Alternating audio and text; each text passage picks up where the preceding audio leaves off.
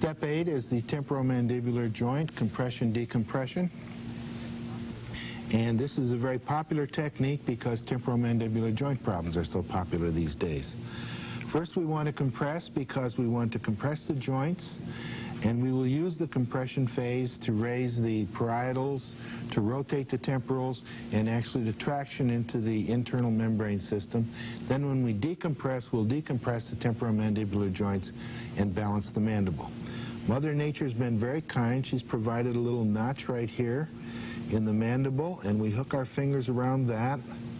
Then we lay the hand very gently up the side of the head and very gently begin to traction the mandible towards the head or towards yourself. As you do, you will notice an imbalance. In this case, the right side of the mandible is high and the left side is low. That indicates to me that the right temporomandibular joint is already compressed and the left temporomandibular joint is not. So we're going to continue the compression and get a balance between the two.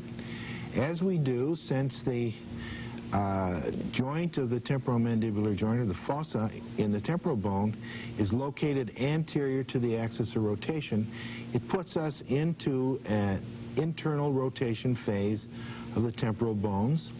When that's carried to its extreme, it begins to lift the temporal bones, which in turn begins to stress the temporal parietal suture. That in turn begins to lift the parietals in their lateral aspect, and we'll take that as far as it goes until we begin to traction the falx cerebri on the inside. And as you practice this technique, it's a wonderful way of getting acquainted with all of this anatomy and the way it interplays with each other.